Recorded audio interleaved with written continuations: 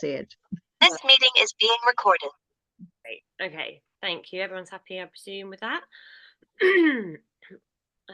Yeah, so again, like I was just saying, welcome to everybody. If anybody's got any updates from their campaigns that are going on near them, then please say. Julie, do you want to? Yeah, at the moment, the Save Chester campaign, the planning application has gone to the inspectorate and he's passed the application for the development. So we're now in fear of losing Chester the tree. I have noticed that Lawrence is on this chat. I don't know if he could give us an update on what they've been up to, because Stagger's more or less sort of done a step back, because it's difficult having two separate groups dealing with one tree. So I don't know if you'd like to say something. Yeah, so we sort of have a plan at the moment. I can't really go into it specifically because it hasn't been finalised, but it's along the lines of legal advice and actually writing to the council, but I can't really take it any further than that. I'm writing an article for the forestry, it's about Essential Arb, which is a national forestry publication, and a few little bits and pieces like that. Unfortunately, the planning application, as Julie says, there has been sort of accepted, so that would supersede a TPO anyway. So it's difficult time really, trying to find ways and means of retaining the tree. Yeah, is the next step a legal challenge? Is that the only sort of? Yeah, so that's the route that we're sort of going to go down.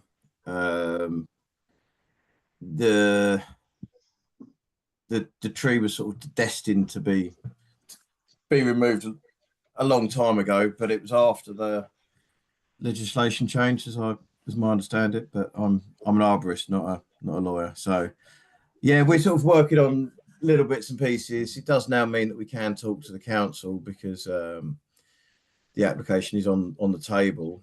So yeah, we're sort of going to take a couple of weeks to put together a plan. But yeah, it's disappointing. Quite serious stuff.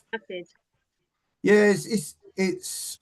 I am a bit of an optimist with the situation. So although the planning permission has been agreed upon, it doesn't comment, I believe, on the tree itself. It's just saying that there is going to be a development there. So I think that gives us an angle that we can approach the DCC with. That okay, look, the tree's here. We've valued the tree at this cost. There is talk about an open foyer style paved area. If there is an open paved area, then that would neglect the width restrictions around the street tree on the pavement. So that's one of their arguments, null and void already. You know, we've done a caveat report. We valued the tree quite significantly higher than the local authority, which I think made it. What was the value of it? We put it down at 73 grand, and the council put it at 5,000. 5,000 is probably the cost that the contractor would charge to remove the tree. There's absolutely no thought of it. Yeah, it's very ridiculous. Yeah.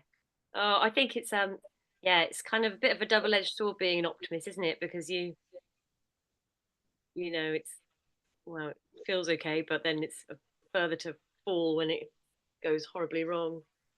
But there's also these kind of these different buffers, or these kind of bookmarks that happen along the process. So that's happened. We thought it would. We thought it would be this time of year. It's not a surprise. So hopefully we can react to it. We've got something up our sleeve at the moment. So let us know if there's anything that we can do sort of collectively, obviously. Yeah. So I've just got Carrie, who you might remember from another meeting, who's from Bristol. She's running a bit late, but she sent me a little message saying about, because they have had permission for their judicial review. I don't know if Mark and Vasily know anything about it, but she said the Save Bristol Gardens Alliance has had exciting news about its legal challenge. The determining judge in the High Court gave permission for a judicial review to go ahead and said that each of the 3 grounds of challenge were arguable. The hearing is expected to be scheduled for early in the new year. So, yeah, that's right.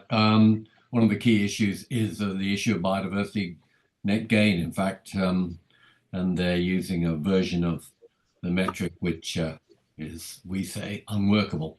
So that's one of the arguments that's being made, right, for a very significant collection of trees. Yeah, it's an amazing site. It just seems completely bonkers that you want to do anything other than just retain it as it is. Zoo Gardens has been in existence since 1832, and only closed down because they thought it was worth a few millions to flog off for housing for the very wealthy of Clifton, or the ones. Yeah, it's in a nice location, isn't it? Exactly. Yeah. So we shall see how that goes. It's probably going to be in February, from what I hear. Okay. Good to know. I think Jeff wanted to come in with something. Great. Yeah, I've been dealing with a couple of cases of people told to take big trees down in their gardens. And the interesting thing about these cases is a large weight of paperwork to go through all the site investigations. When you do that, you always find flaws. And you can go for those flaws and point out those. I mean, one of the commonest flaws I find is that are subsiding porches that blame trees. And basically, it's inadequate foundations. Add-on extensions and porches are particularly susceptible to subsidence, not because of trees, but because of inadequate foundations. And that's the route I'm going on. It'll be interesting to see what happens there. Did you've been talking to, we were contacted by a lady called Susan? Yes. What's going Yes, on I've with talked that? to her. Yes, I've sent her a report. Hmm. And also somebody from Leon C. Yeah. Which is interesting. I've dealt with that one. Yeah. I just really wanted to feed in just something on Network Rail, that we've decided to kind of contact John Varley, who did the original report back in 2018 about Network Rail and what they should, his recommendations, his 6 recommendations. So and how they're failing on the last 3, which are about, you know, vegetation and customer communications. So we're writing quite a big formal letter with another community in the area, which I'm trying to kind of make look really professional at the moment. But I'm hoping that he'll listen. I don't know if he will, but at least read it. And so we're sort of trying to go back to the man who wrote or chaired, you know, the report, the government, you know, mandated, you know, approved, or no, the government asked him to do a report. Anyway, so that's us. We're kind of trying to go higher and see if he'll communicate with us. So, At least we found his email address. yes. Yeah, there you go. That's just from me. And there's other various tree things. I've had a tree sort of a confusing tree kind of identification of fungus on a tree where ARBs are saying different things about what the fungus is, and trying to get an answer and clarity and transparency out of our local tree department. You know, just more details. It just seems like they're not, you know, there's a public duty to consult, and I know there are exemptions, and if it is disease, that's one of the exemptions, but they're being really, you know, they're just not being transparent. If there's not an issue and they've got a full report, then what's the issue with sharing it, just so we're clear, you know? Anyway, yeah. So I think we're going to do a public duty to consult theme for our next meeting. Anyway. So, Gio, can I just interrupt there? When you say a public duty to consult, are you talking about the Environment Act? Yeah, 21, yeah. Well, that hasn't been brought into force yet. Oh, right. Okay. Well, the guidance is out, but I didn't know if it actually, it's been ages. It has been. Well, I know, it's ridiculous. So they haven't actually enforced it yet. Right. They haven't actually, the minister hasn't actually promulgated, even though arguably it's enforced. But so it's complete Horlicks, frankly. Right, okay. I didn't know that. I thought it had been approved. Well, Sorry. Christine. well, it is. It's the guidance has been sent to all the local authorities. So actually, it is enforced. It's not on the DEFRA website, and I don't know why, but it's been in force since November. I mean, one of the issues is the councils have said they're not going to start doing it until somebody gives them some money. But the latest I got was that actually they were finding that the burden of consulting wasn't that great because most trees will be failing on condition grounds. So, you know, I think it is possible to say you should be doing it, and some councils have done consultations because I found them on their website. So some people have just run consultations on trees. So, you know, I think it is actually live, and it's for them to explain why they're not doing it. Well, if that's the case, and I think, can I just say again, that's the case, there's a lot of confusion because we ask people asking the chief tree officer here, and he says, I know the guidance, seen the guidance, I can live with it, but it hasn't actually been formally published, and therefore it's still not applicable. So I wonder whether you might consider writing a letter to the appropriate minister. And who the hell is that? Is it transport, highways, or is it DEFRA? I think it must be highways. It's a Highways Act of responsibility, and getting them to clarify what the position is. It's supposed to be on the DEFRA website, but I emailed the Forestry Commission when Gio was saying, well, it's she said it's not live yet, and I said it is, and I emailed the Forestry Commission, and they said all the local authorities have been sent the guidance. So well, they're certainly not applying it then. They didn't have to enact it until they were given the guidance, but they've all been given the guidance. So yeah, even the though statutory instrument was published at the end of some time ago, I'd have to look it up, in 2023. And therefore the section of the Environment Act, I can't remember, 180 something, came into force way back then. But then I was told, oh yes, well, they've written the guidance, but it still hasn't been approved by the minister, and therefore it still isn't enforced. I think it's just a load of tosh. I think that's a load of tosh, because say the Forestry Commission, it's what's been published on things like the Institute of Chartered Foresters and the Arb Association and the London Tree Officers Association web pages is this is the final guidance, and the Forestry Commission say it's the final guidance, and they've sent it to everybody, and they are supposed to be following it. Well, then we need to be hassling our local authorities to apply it. Can someone volunteer to find out? I don't know how you'd find out, but I think that Jill, I was saying maybe the next meeting we should try and focus on the duty to consult. That'd be really good. Rosemary or Vasily, was your point on this, or was it on? No, on something quite different.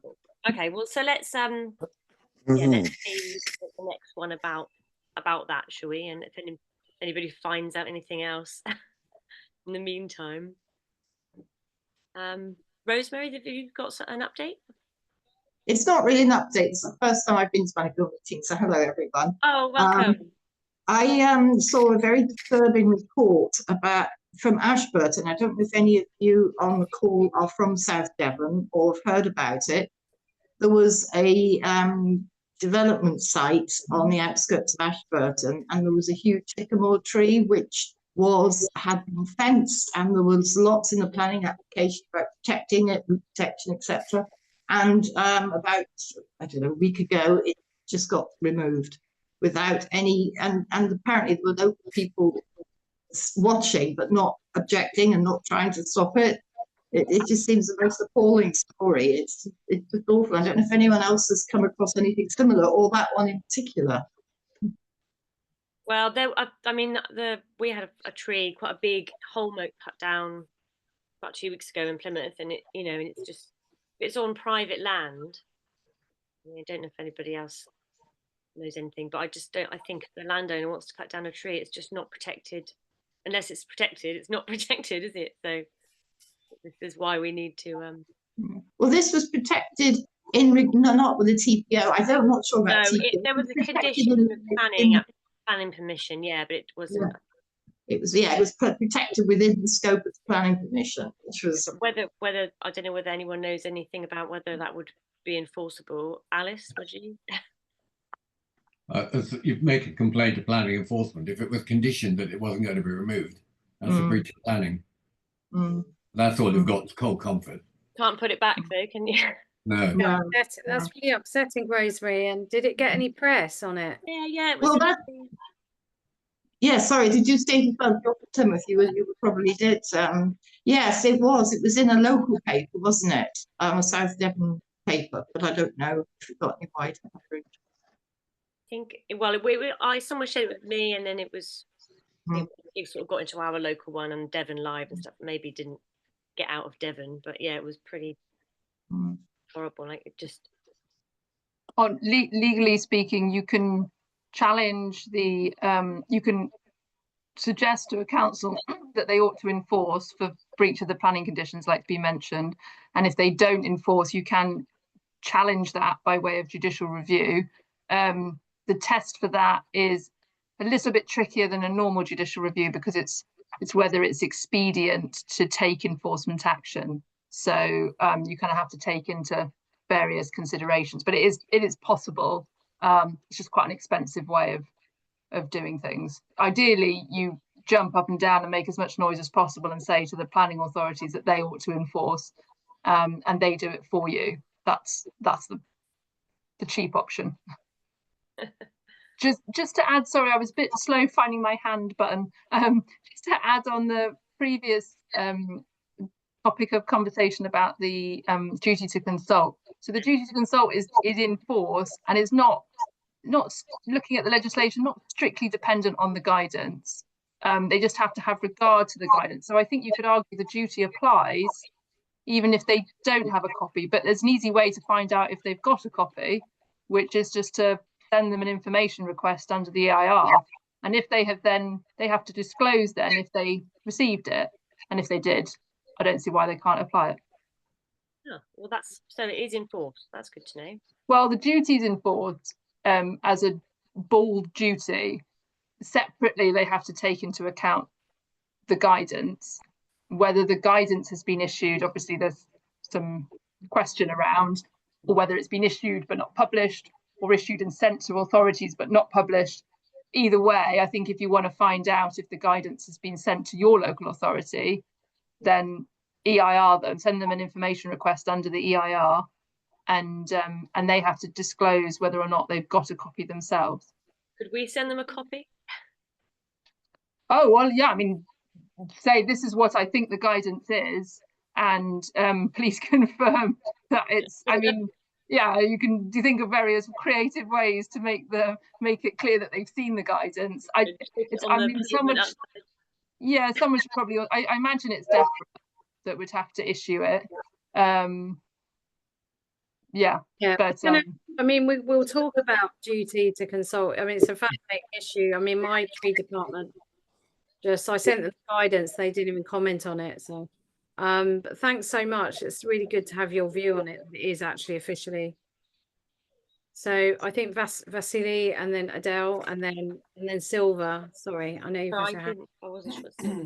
Yeah, I just wanted to add a little bit to Jeff's comment about porches and extensions. And the most extreme example of this we found in Cambridge in 2011 I just dug up the emails, Alexandra Gardens, where 18 plane trees, which were on the other side of the road from a cracking extension, these are all street trees, were all going to be either dramatically pollarded or removed in order to address the problem of cracking in this extension. And that was eventually defeated, but the local authority were pretty determined to get them down. Really? Can I just ask, sorry, I'm getting a little bit of reverb. Is anyone else? Yeah. Okay. Could everyone mute themselves? That normally sorts it out. Is that better? Apart from if you want to talk, just mute yourself. Thank you very much. Okay. Thanks. Adele, have you got an update? Hello, I just wanted to introduce myself. I believe my boss Adam has been here a few times. I'm Adele. I'm a campaigns manager for mobilisation at the Woodland Trust, and I believe I've met some of you possibly at the Restore Nature Now March. Christine, I know I saw you not long ago in Sheffield. So it's lovely to see you all. And I do actually have an update on a campaign. So I don't know if you've heard of our Living Legends campaign, where we're looking to secure legal protection for our oldest and most special trees. And last month we reached 100,000 signatures. So in a few weeks' time, we're looking at doing a hand-in to number 10 Downing Street. And we're sequencing it pretty well. So we're going to do our hand-in, then it's National Tree Week, and we've got an advocacy event with MPs and policymakers from DEFRA. And then the week after is actually the Sycamore Gap trial. So we won't be talking about that because of contempt of court, but certainly we're making sure that we're making a noise where we can do beforehand, so it's fresh in people's minds. So yeah, hope to come along and share updates in future. Amazing. Well, welcome, and that's some wonderful news about the petition. Really great. Right, is that it for everyone? I think it was just Silver. Oh yes, sorry, Silver. Yeah, nice one. It was great to be along again. I don't often come because I don't engage with these people. So it's like, that's what that is. So there's some updates from Sussex, all really good stuff. Were you updated with the Cowfold Oak, Oakley? Possibly. No, do you want to tell us? Yeah, so that was good. So Conic Tree Care, Lawrence may be familiar with them. They're quite big here in the south. They pulled out for all the right reasons publicly. So they pulled out of that. There was no ecological survey, and so they went. So what was being proposed? There was one tree that was. Yeah, it was an insurance thing. Yeah, so interestingly, Conic pulled out. Really good stuff for all the right reasons. And now the insurer is saying they won't take responsibility for felling it, but the parish council should. But the parish council are now undertaking all the surveys and stuff. So that's really awesome. So that's unfolding really nicely in tree time. So that's no big panic. The Shoreham poplar tree finally has its permanent TPO in place with a number and a reference and everything. So that's all really good as well, following a successful campaign. Some of you won't be aware, our little homestead here, we occupy a woodland adjacent to our own woodland. We've just successfully had a blanket TPO placed on that following a felling threat for the whole thing. And we've done an eco survey for that. I don't make much noise about that because it's easy. We kind of live here. Great though. Yeah. Not like you're getting a TPO. So in actual fact, we work quite closely. It does vary. You know, you can work with Wealden tree officers, really helpful. And then you might find Ada District Council in Shoreham, for example, a lot less forthcoming. And so there is that difference. Yeah, so that's all really good stuff. I guess it's safe enough to chat here. The Sharon Hosegood seems to have been ousted from the Arb Association. They've broken that link, so she's no longer doing this sort of greenwash stuff under the Arb Association. So that we've lost that link. So that's really awesome.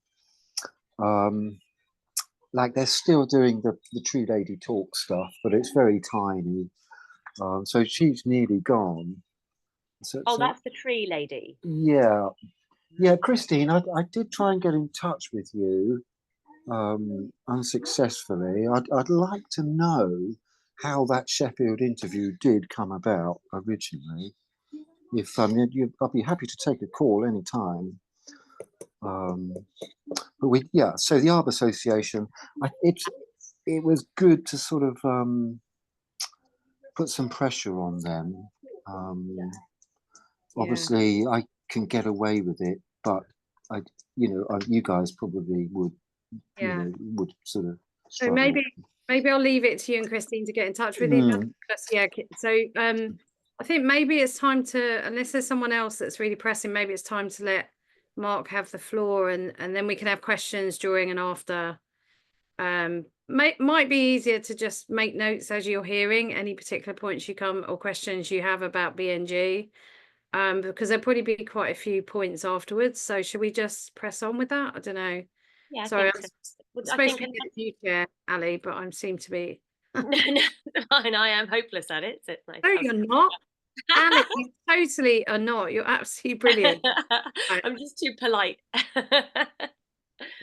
No. Yeah, great. Let's do that, Okay. and then we'll do questions afterwards, I think. Yeah, so I'm going to share the screen, and then Mark, you just tell me when you want to move on the slide, yeah? Yeah, okay, Jim. For those who'll be confused at where the hell's Mark, I'm Sarah Chapman. My wife has taken over the account. So that's me. I talking about biodiversity net gain. Sorry. You notice I call it biodiversity gain. I think the word net is redundant. It's gain or it's not gain. But anyway, that's my particular bugbear about it. I don't know what the level of knowledge is and understanding of this new piece of legislation. Some people may know more than others, so it's fairly sort of, it's fairly basic stuff that I'm sort of going to talk about. Do you want to do the next screen, Jim? The legislation, the main legislation for finally, after the Environment Act 2021 took effect on the 12th of February, and that related to a large range of planning applications. Most planning applications, you want to know which ones are exempt, look up the guidance, etc. And basically, it's a legal requirement for all developments to achieve at least 10% biodiversity net gain in any development. And the way you do that, and well, I'll explain how that's done, but any applications that predate that, the legislation doesn't apply to them unless, of course, your local planning authority has got a policy, usually a supplementary planning document, which says that it does apply, and therefore you can rely on that. And what's also very important is that we mustn't forget that the National Planning Policy Framework, the NPPF, also takes certain steps to protect biodiversity gain and to require biodiversity gain. And I've summarized the 3 key paragraphs. That's 180D, the plans should, decisions should seek to achieve biodiversity gain.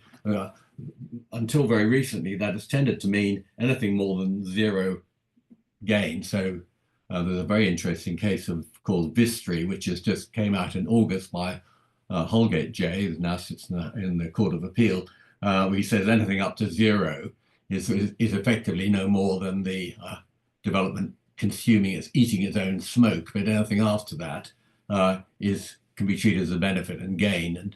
And there's some quite encouraging obiter actually, comments there about these pre-applications, which can effectively still treat 10% net gain as a sort of benchmark to work from. And certainly, quite often we find that there are planning applications that predate the legislation coming into force, where they have supplied a biodiversity metric calculation and biodiversity evidence. And we've always argued, well, if you've done it voluntarily, you should be prepared to be bound about it. And unfortunately, Bristol is pretty laissez-faire about it. But certainly the Bristol Zoo Gardens case is an example where that's been going all along, and they've always been relying on the biodiversity gain calculation, but it's used version 3, which when you look at it as far as it applies to trees is inapplicable, but that's another matter.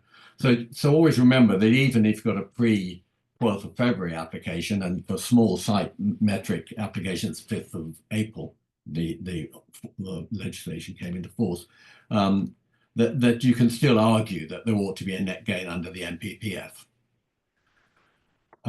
Next slide. So what it is, that basically BNG is an approach to development designed to make sure that habitats for wildlife are left in a measurably better state than they were before the development. And I think it's important to, because I know that there's a whole lot of legislation that actually is designed to protect certain types of wildlife and certain types of habitats who are priority species, important hedgerows, and a whole lot of wildlife that is specifically protected: otters, badgers, bats, the whole thing. And that legislation still applies. And what this legislation is directed towards is the habitat in which they live. No habitat, no species. So that's the aim there. And I think it's, I know a lot of people complain bitterly it's only a partial solution, and also it's a very mechanistic solution. So it has a lot of failings, but nonetheless, it's what the law is. There's legislation that backs it up. And whether you like it or not, it's going to be applied. And I think our job is to try and make sure that it's applied completely and fully and as effectively as it possibly can. And the particular things I want to talk about is really related to trees, and in particular what are called individual tree habitat, because that can result in quite a significant, if trees are being lost, and there's still an argument to say they shouldn't be lost, the mitigation hierarchy, for instance, then it's still important to, they can make an important difference. And it may well be that developers suddenly realize that if they're going to cut one tree down, they have to replace it with 30, which is quite not unusual if it's a large tree, and they might think twice about cutting it down. So measurably better means better at least 10%, and it's at least, not necessarily just 10%, it's at least 10%, results in better quality natural habitat that was there before the development. And the habitats that exist before the development, and there's a whole lot of technical issues about that, are called the baseline habitats. So basically what the ecologists should do, or the biodiversity experts should do, is go and survey the whole of the development site, and all the habitats in them have to be measured according to the biodiversity net gain requirements, based on the type of habitat, which gives its distinctiveness, the condition, and the strategic significance. The next screen. Also to be remembered are what's called the trading rules. The trading rules basically say that for most types of habitat of at least medium distinctiveness, they have to be replaced like for like, or by a better quality habitat, by a higher distinctiveness habitat. That's interesting. If you look at the small sites metric, the only habitats that it recognizes are up to medium distinctiveness habitats. Anything above that, they're not recognized. So that can have a quite significant. So it may well be that the developer has achieved 10% net gain or more, but they still are in breach of the trading rules because they haven't been able to, they haven't replaced certain particular protected habitats and reached at least status quo for those habitats that have been removed, and trees are an example. So they cut the trees down, they've made a proposal, but still there are not enough trees to meet the trading rules. So the trading rules is a very important aspect of biodiversity gain. So it's, I always think you should think of it in terms of, is it 10% or more, and have the trading rules still been complied with? Because they haven't, then the policy, the guidance says quite clearly, if you read the statutory metric guidance, it says quite clearly that that does not meet what's required. If people have got questions as I shoot along, please feel free to ask them, because I know there's a whole lot to absorb. So that's a very important aspect. Next screen. So the use of what's called the statutory metric calculator, I don't know if anyone's tried to use it or is familiar with it. For some reason, the government decided that it's going to use an Excel macro-enabled spreadsheet to do this, rather than a written in a more widely usable software that anyone can use. So that for a lot of people, they may not even have Excel, or they don't have a version of it they can update, and so they're sort of locked out of it. And I think the use of proprietary software is a bit of a mistake, frankly. But there you are, we're stuck with it. And basically what it does is it divides the habitats into two main areas, or actually three. And so our habitat parcel is generally described as a linked area in hectares or square meters of habitat of the same distinctness, condition, and strategic significance. There are also linear habitats, which are things like hedgerows and watercourses. And those are measured in kilometers for the statutory metric and in meters for the small sites metric. And you can't mix and match. So if you have a gain for the area habitats and you've got a shortfall for the linear habitats, you can't say, I'll just carry that over to the linear. You're not allowed to do that. You have to achieve 10% for each of those. So you've got an area habitat, you've got a hedgerow habitat, and you've got a watercourse habitat. Each of those has to achieve at least 10% biodiversity gain and comply with its own trading rules. So there's no mixing and matching. Next screen. So, as I've said before, what this involves is surveying the development site to identify the habitats present, measuring the size of each habitat, and at this point, identifying the habitats present is basically drawn from the UK HAB definition of habitats. I don't know if people are familiar with that, but it's certainly worth looking at, which gives a whole lot of very important definitions of the particular UK HAB habitats, which are then sort of merged into a smaller set of the habitats defined by the biodiversity gain requirements. Mark, what was the calculation that you said the definition used? Sorry? What was the definition used? Well, the biodiversity gain habitats are drawn from the UK HAB, UK word, one word, HAB. UK, one word, yeah, UK HAB. And you do a web search for those, and it'll pop up. And you can actually download that document if you go through a few hoops, etc. And that's a very important document to look at, because you'll see that in a lot of ecology reports, they refer to that, and also they cross-reference. There is actually a spreadsheet I can show you, which again is available, which shows a cross-mapping of UK habitats with the BNG habitat definitions, so you can see which one is which. Yeah. Great, thank you. So you identify the habitat, you measure its size, either its area or its length, yeah, and each habitat is assigned a particular distinctiveness, which is preset by the metric. You can't set it yourself, and the distinctiveness ranges from 0, which is developed land, hard surface, there's no habitat value at all. Modified grassland, which you find in any park or somebody's back garden normally, it is worth 1, and then it goes up, and trees, most trees are worth 4. They're medium distinctiveness and they're worth 4 points. And then you get the high distinctiveness habitats and very high distinctiveness habitats. And there are particular rules about those, but as soon as you've identified it and you plug that habitat in, it gives its distinctiveness value, which you add to the formula.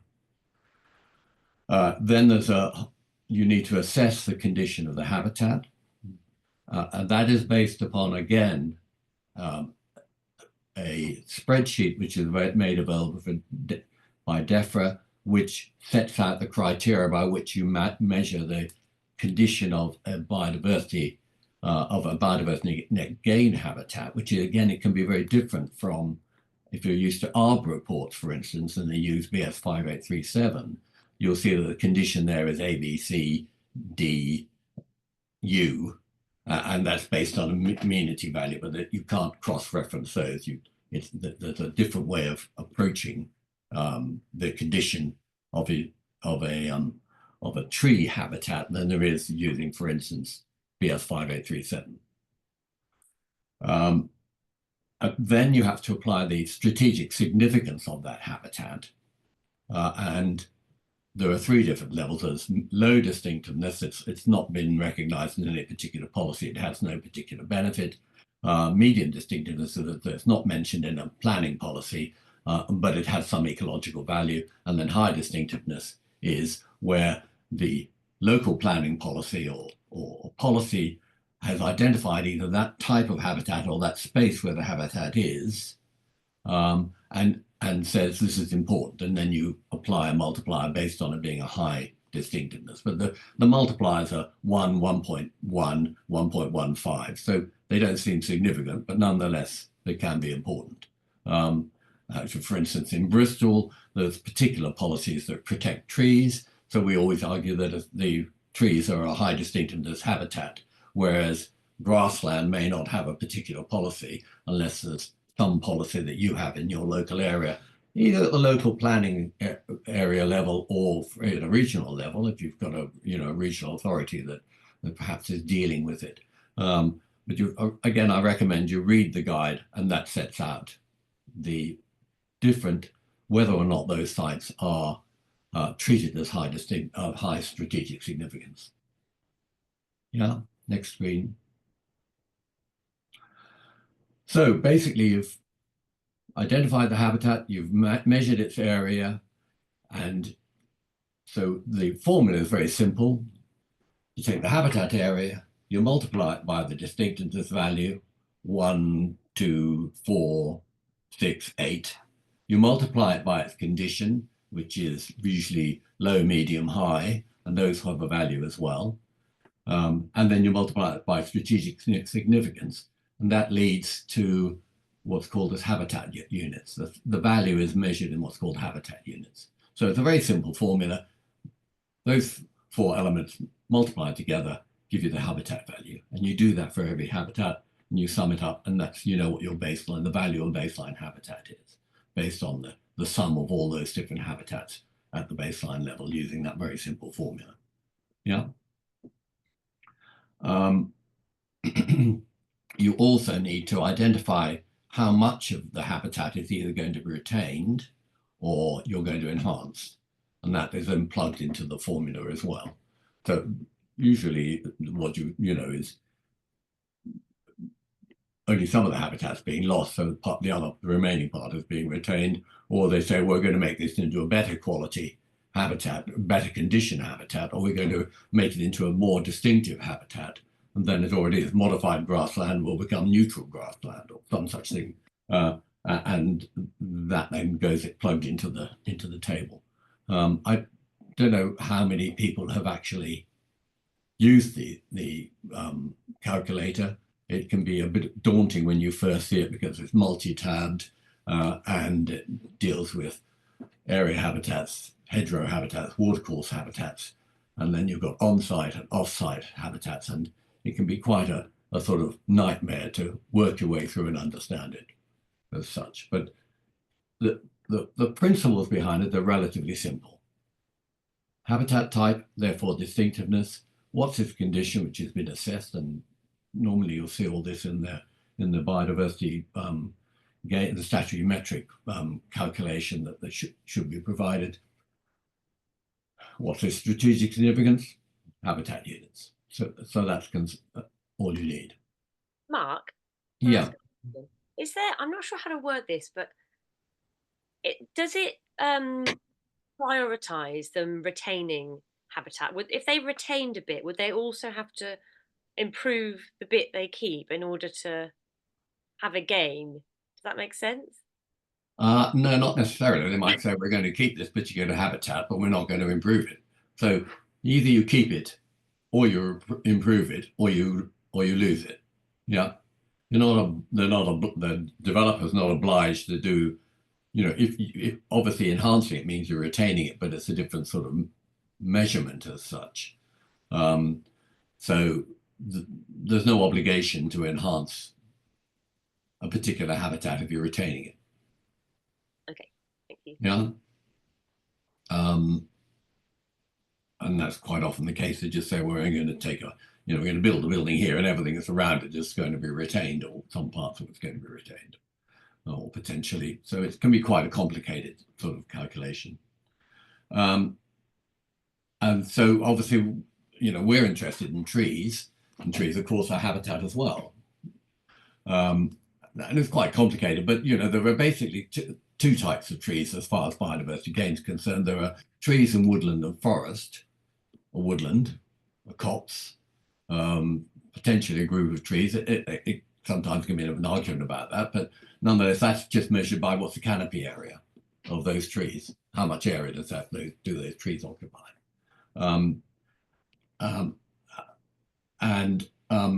There's another type of tree which is called an individual trees habitat, and that's something like a tree in a garden or in a development site which isn't in a woodland, but it's just a tree or a group of trees. And particularly in urban areas, there's some very interesting definitions in the guide, the biodiversity statutory metric guide, which tell you exactly how you identify an individual tree. But the way that individual trees are assessed is basically by working on its stem diameter. So the first thing I think whenever you're looking at any development is you've got to ask, is there arboricultural evidence and impact and arboric income impact assessment available? Because there is, you want to take a copy of that and you want to look at it. And usually that will have a survey of all the trees on the site. And it will also identify what trees are going to be retained and what are going to be removed. So that's one of the key pieces of information that you will need to look at. And this will have been prepared by an arboriculturalist who's not an ecologist. They don't specialize in biodiversity gain, so they don't necessarily know anything about that. Though we've argued that they ought. And there's a new version of BS 5837 that's recently been consulted on, which is likely to come out in 2025, which gives a bit more emphasis to the obligations under the biodiversity gain legislation. And that's, if you've had a chance to look at that, I don't know if anyone commented on that when it was being consulted by the British Standards organization, but that was certainly a very interesting exercise, which I think is quite encouraging for those of us who are looking at trees and the importance of trees.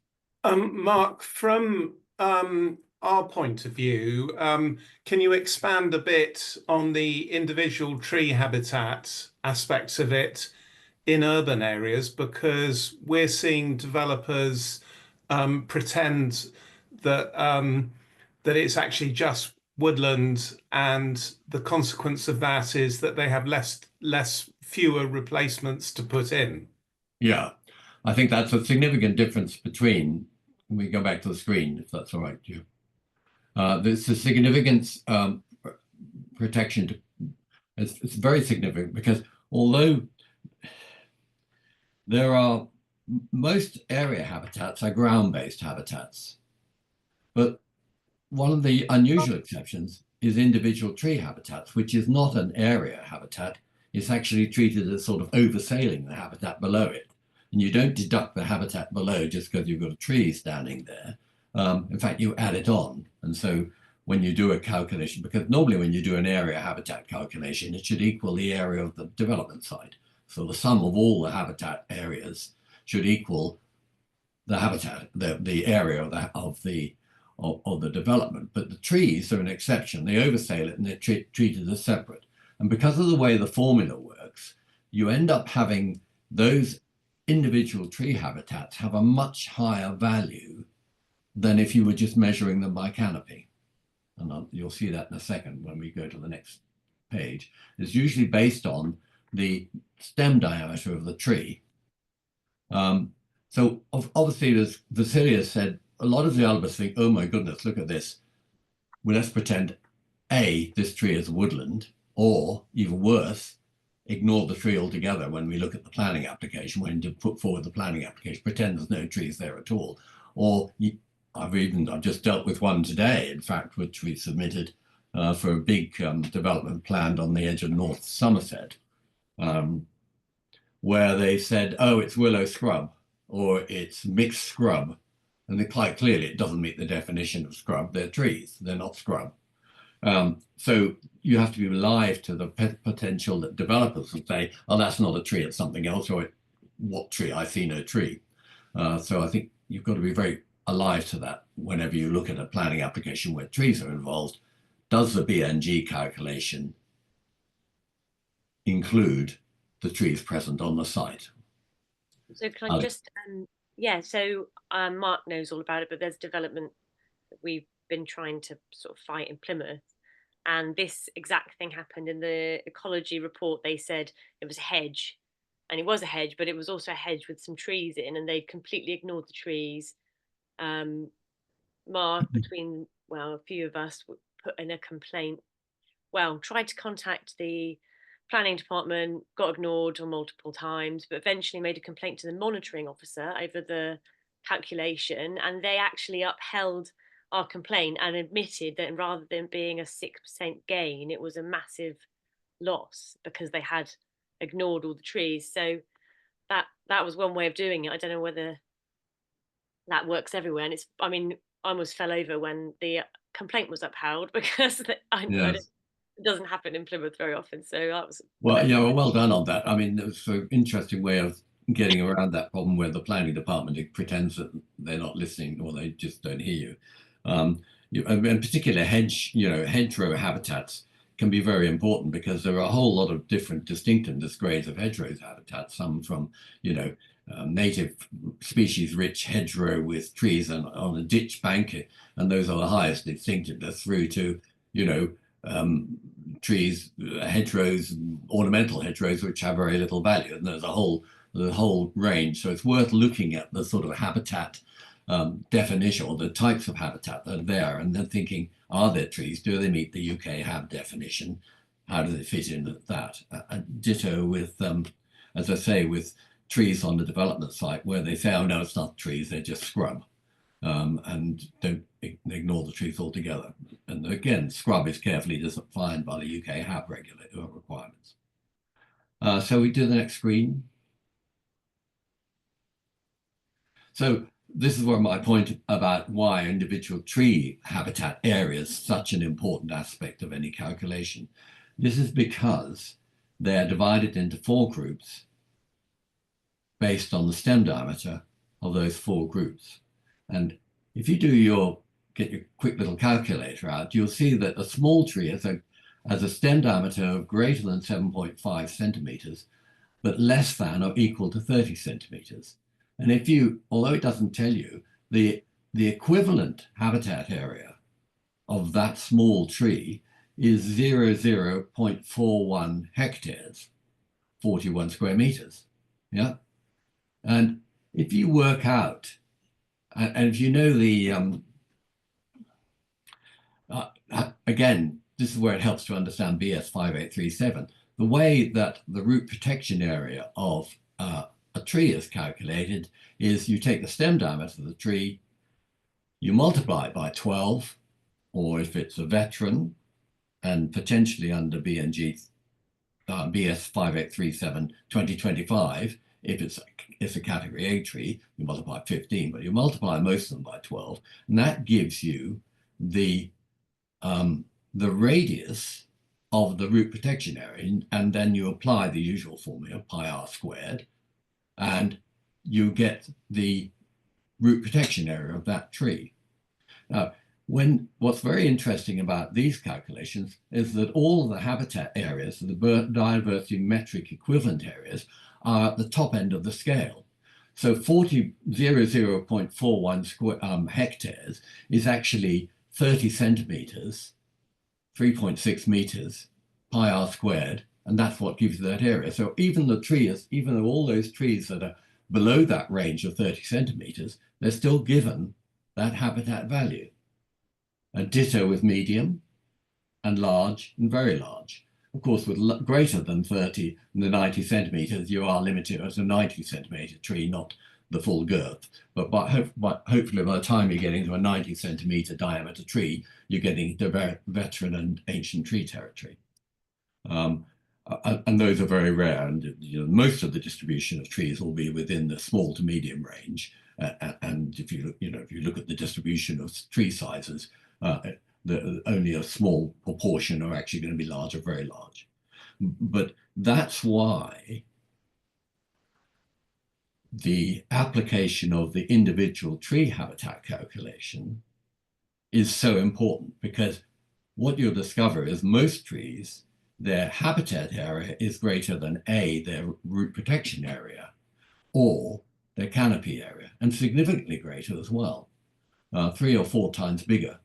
So that really can add up when it comes to doing the calculation. So that's partly why developers are very reluctant to recognize individual trees, because they cost a lot of money, or they cost a lot of trees if they're going to cut one down. I think, what do we do at Wilmot Gardens, Ali? It was, I think 12 trees were being felled. You do the calculation, and if they had applied it properly, they'd have to plant 116 replacement trees to compensate for the 12 lost. And they're never going to fit that on the site, and they're going to have to plant them somewhere else. And that's a challenge of itself. So it really, you know, properly applied, one hopes that developers are going to be thinking, whoops, we're not going to cut this tree down, which is what we all want to achieve at the end of the day. And annoyingly, with Wilmot Gardens, they got the application in about 3 days before. Yeah, deliberately, I think. 4th of April. So they're just saying it doesn't matter. It doesn't matter that there's a 47% loss or whatever it is. Yeah, and that's where you fall back on NPPF. Yeah. And Vistry Homes Limited, which is worth reading the judgment. I don't think I've referenced it here, but I'm happy to share it. And that's a very interesting bit, because basically the court was saying, you know, and in Wilmot Gardens, they submitted a biodiversity gain calculation, and they said, oh, we're going to achieve 10%. And the local authority says, well, no, don't worry, it'll be all right. You don't have to do that, even though they've volunteered to do it. So if you applied Vistry Gardens to that, then the court would say, well, hang on, you volunteered it, and that's the benchmark. We're going to judge you by that. Yeah, but don't forget, with Wilmot Gardens, they've sort of done a bit of a Wild West situation where, rather than being what will be there in 30 years, they've decided that the BNG is actually what will be there for the lifespan of the whole development, which I presume Oh, yeah. Well, it was complete years. horlicks. The officer didn't understand one end of it, the elbow from the other. I think they knew exactly what they were doing. Because, you know, I haven't gone into, or have I? I don't think I ever gone into what's called the post-development mitigation obligations. But basically, when you're doing a post-development mitigation, you say, we've lost this habitat, we're going to replace it with this habitat, and it's going to eventually, and we're projecting with what's called a time to target period, where you say, here's a medium tree, we're going to plant this tree, it's going to be a medium condition. And basically what they're saying, what you apply there is you use the time to target formula, and you say a medium-sized tree takes 27 years before it'll become medium-sized and a medium quality tree, moderate quality tree. So it's 27 years. So you apply a discount multiplier to give it value today. And it's quite a, you know, it's not very complicated, but it's an extra element to the calculation as such. But the officer in the Wilmot Garden said, "Oh no, you know, we're just taking it to today's value, and you're ignoring the fact that this tree is going to grow over time." Well, that's the way the formula is calculated. So, you know, I made a thing about this. Individually, living, certainly if you're living in an urban area, I always work on the basis that almost any tree in an urban area, unless it's clearly a woodland, is an individual tree, and you have to apply this formula. Certainly rural trees are still very important. You know, if they're standing alone, and then we're setting aside the habitats which are like parklands, etc., where of course you do expect trees to be, and they have a very high distinctiveness value. But in a lot of contexts, if it's a tree that's it's not a woodland, and the general definition of woodland, there's no clear definition, and certainly the biodiversity gain requirements don't define it. But a lot of definitions say a woodland is only a woodland if it's greater than if it's half a hectare in size. So arguably we could say anything less than that is not a woodland, therefore it's a rural tree or it's an individual tree. Next screen. Yeah, well, that's the point I was making. As a result, the habitat area of individual trees is often significantly larger than recorded canopy or root protection areas. And that's something we need to be hammering home at every occasion and saying, well, it's an individual tree, you have to replace it accordingly and can't pretend it's anything else. And that's why we need to fight for that, as far as that's my little soapbox point there. Next screen. All right, well, sorry, we are talking about replacing trees lost in development. So if for some reason the tree is lost, then you then have to calculate how many replacement trees are required to replace that tree. And the biodiversity metrics, the statutory metric guide, assumes that that tree will be a small size tree when it's planted at the time of planting. And so you then basically say how much area have we lost, how many trees do I have to replace? And they must be replaced like for like. Hi. You've got no name, you call iPad. I think Silver, yeah, wants to come in. Yeah, thanks. Would that be like for like? Yeah, but like whips or feathers, or what are you talking about? Because you can get 100 whips in before tea time, can't you? It's like so it's not that scary for them. I've not seen a developer who say we're just going to put in whips. They usually are going to put in nursery grown trees, which are standards, which have a particular size.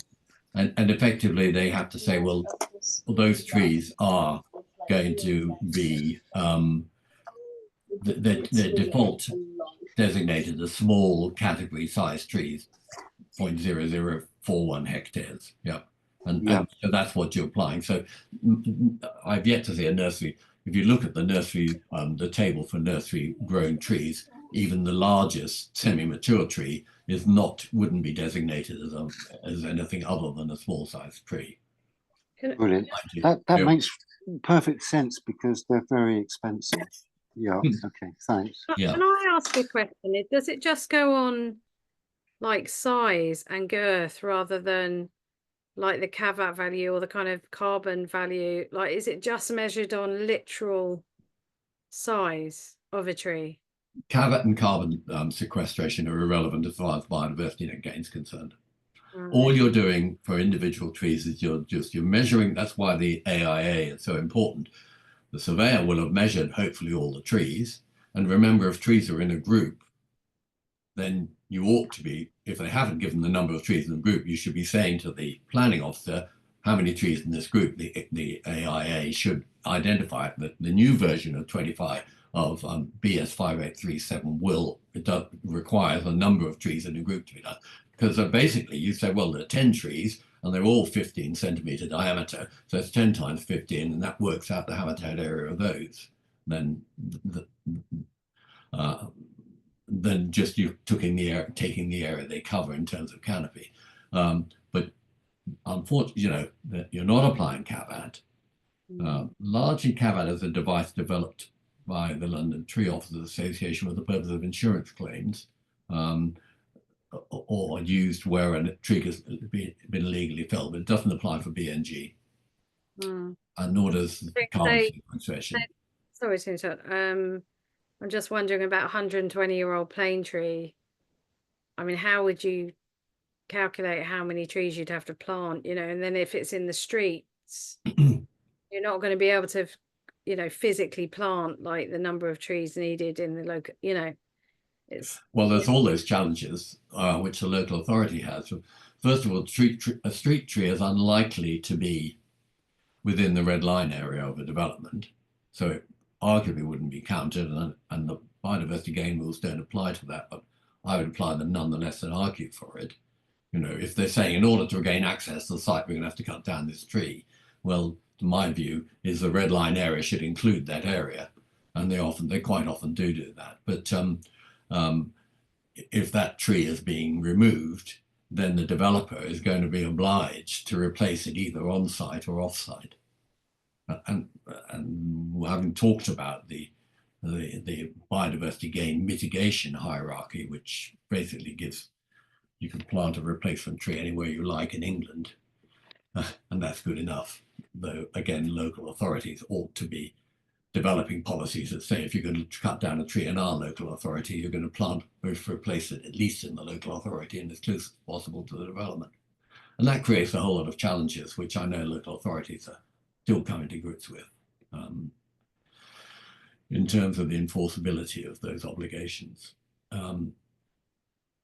So just getting back, is that okay? Does that answer your question? Yeah. Is it mainly for BNG? Is it mainly for development sites, or is it applied to everything? Does it apply to everything? Like if you're felling street trees, if you're felling habitat, you know, like a woodland. So does it apply to absolutely every type of tree removal? No, only in the context of development. Okay. Okay, thanks. That doesn't mean that a local authority might say, well, we're going to develop, you know, do a bit of highways work and cut some trees down. They might say we voluntarily agree to comply with the BNG requirements.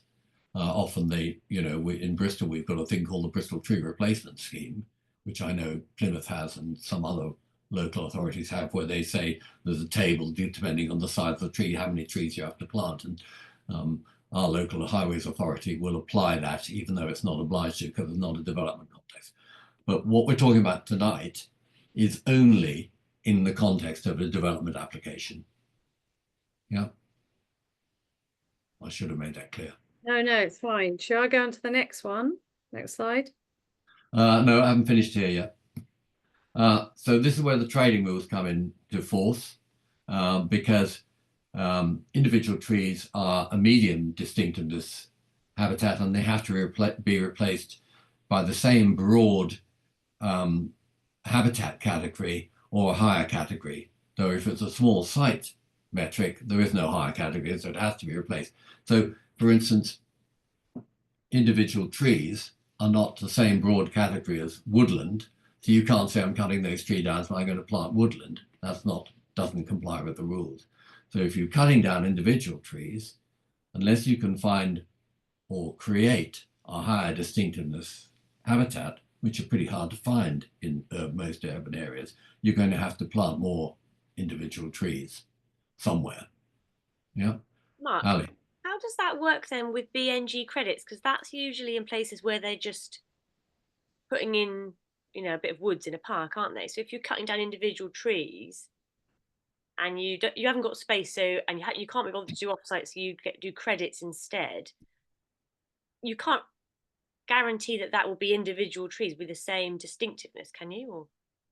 Well, credits are supposed to be the last resort for the developer, who's obliged to comply with the biodiversity gain hierarchy, which basically says plant locally, plant as close as possible.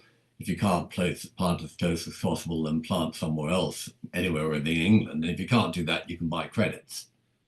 But credits are supposed to be pitched at such a price that they are a disincentive for the developer to go and buy credits. And they're a last resort. Yeah. But there's no rules on the distinctiveness of how the credits. No, once you buy credits, those credits go into a pot, and goodness knows what happens to them. I have no idea. You know, I've yet to see how that sort of system is evolving or developing, or what that market is. So obviously, as you're probably aware, there are providers across the country who are now selling habitat units for particular types of habitats, and developers are, if they can't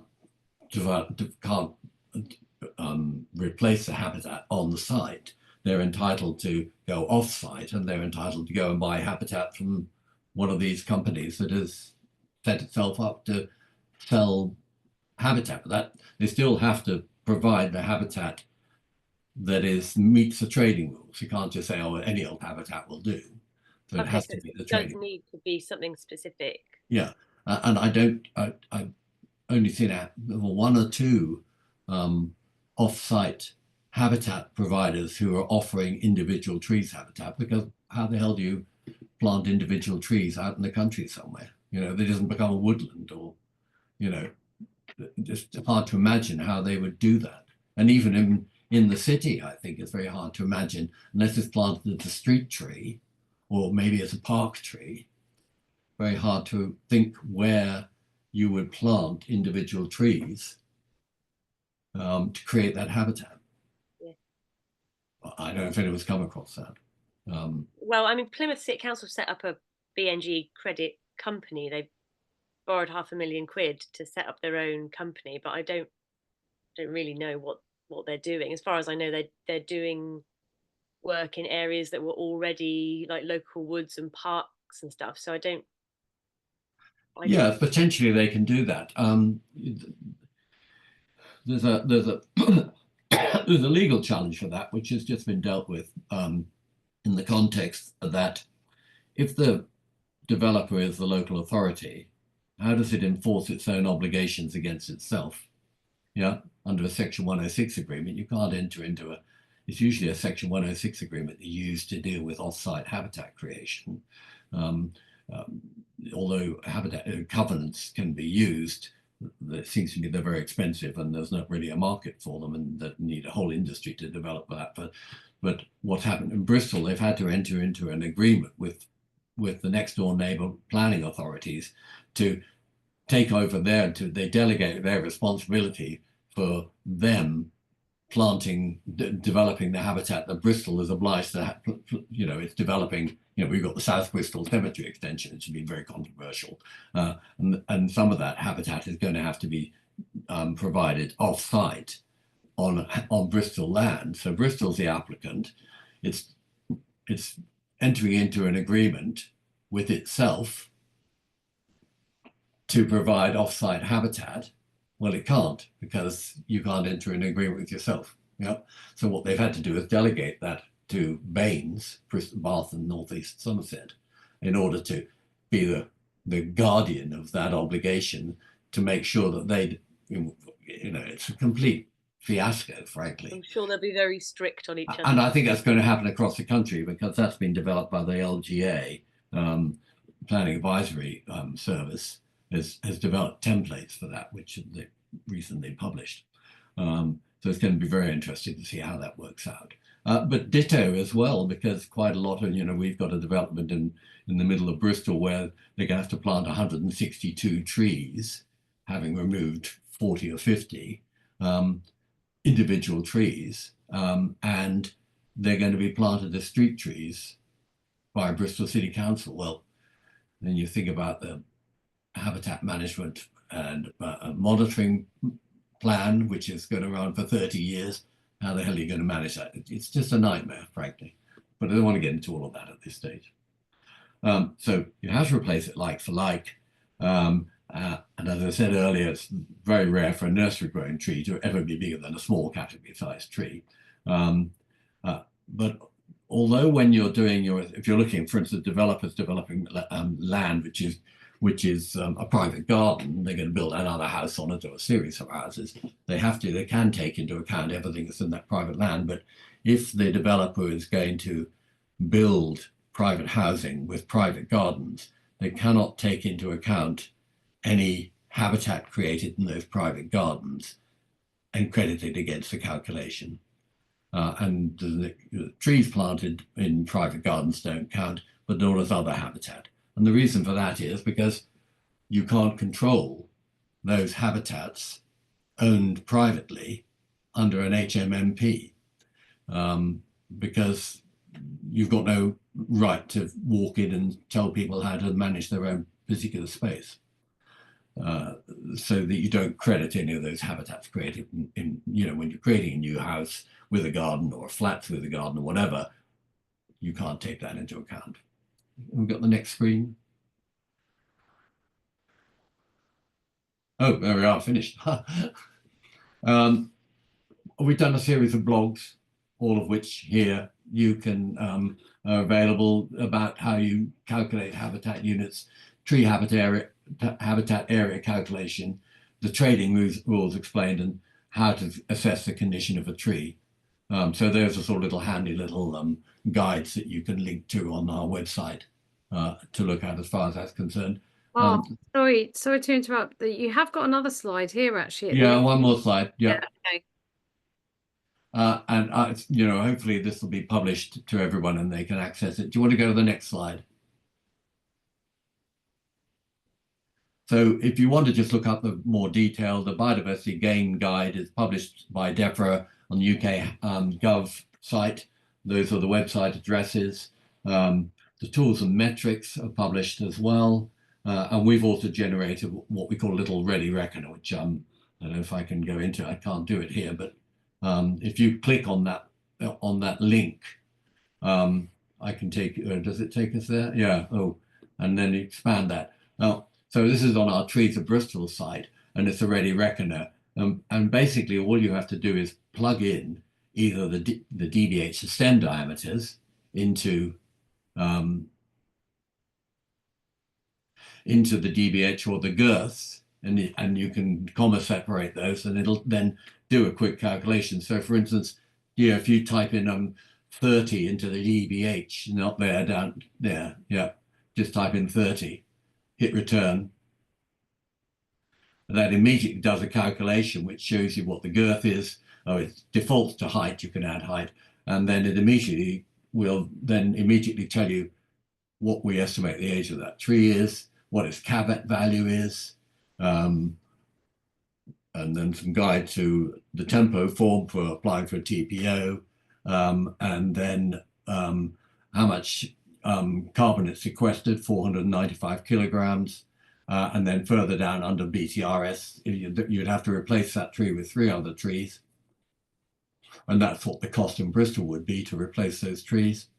And then it does a quick biodiversity gain calculation, because they're all small trees, so they all have this particular habitat, and it shows you what the habitat area is, either on-site, off-site, neighboring, or remote.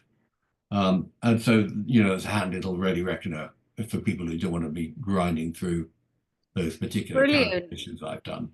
That's fantastic. Really useful. Silver, sorry, you had your hand up. Your speaker's off. Yeah, what a fabulous little nifty whizzy thing that is. Well, thank you. Yeah. Yes, well, we also have quite, if you go back, if you click on the trees of Bristol, at the top on the little blue trees of Bristol there, we provide a whole lot of other services here. Obviously, we've surveyed all the trees in Bristol, so you can look at every tree in Bristol if you wish. You can do it by site, by species, tree trail, various other things we do. We also have done surveys of tree canopy cover, and if you go down, there's a canopy, there's a habitat calculator, and we can predict canopy prediction. They're not necessarily related to BNG, but still handy. A little handy set of tools. The other on our website, again on the Bristol Tree Forum website, which is this is our sister website, is where you'll find other blogs we've written. You need to go back to the PowerPoint. Yeah. Here we are. If you click on biodiversity gain metric on the top right-hand side, go across there, and then click on any of those calculating habitat units. Then it's basically a little handy ready reckoner for how you do that, and it gives them a worked example of a particular development that we've been involved in. If you keep going down, where we've got the table 14, the statutory tree sizes, and if you go down there, keep going back down, going down, and down, down, and down, down, and down, down. You see this graph. Now this graph shows how the individual tree habitat area relates to, for instance, the woodland or the canopy area of a tree. You'll see again, because everything is valued at stepped thing instead of a sliding scale, this is why individual trees can have a much greater value than if they were woodland or forest. Yeah. That's great. I'm just going to, Alice has got her hand up. Yeah. Yeah, that was very, very helpful, Mark. Thank you for that. I just wanted to add that something that's been brought to our attention about BNG assessments is the potential for developers to try and lower the baseline assessment by, for example, carrying out fellings or some way degrading the habitat that is on site. And I think that relates to the question as well that's been put in the chat. And I guess our advice would be to sort of be alive to that possibility and evidence as best as possible what the habitat is prior to development. Well, it's specifically statutory Schedule 7A of the Town and Country Planning Act which is effectively enacting the biodiversity gain obligations, expressly says that if the site was degraded after the 30th of January 2020, you have to go back to the pre-degraded state, and then there's another date later on as well within the legislation. So it's covered by legislation. Yeah. As a practical matter, though, I think you'd need to be able to evidence that, because yeah, I will often look at the historic images on Google Earth, and you can see the site and see what it looked like back in before and after. So we use it all the time. Obviously, local evidence when neighbours or people nearby say, well, they came in last year and cut all those trees down. That's evidence in itself. But often, all we have to do is look at Google Earth, and you can see the state. Usually, there's an image on Google Earth desktop, which I always have on my desktop, which will show the state of that habitat year on year, right back to 1980 something. Though the quality of them is not good enough until the late 1990s. So there should be a lot of visual evidence. You can say, well, if this is what the site looked like on this date, and I've used it in a planning appeal, and this is what it looks like now. Clearly, they've degraded the site, so you should take it into account what it would look like at that time. But the challenge can then be to cut all the trees down. Well, how big are the trees? And but there are ways around that, I think. Christine? Yes, what I've been told is if you degrade a habitat, and you haven't got any evidence, any tree surveys or any surveys to prove that the quality was poor, it is assumed to be the highest possible quality. Yeah.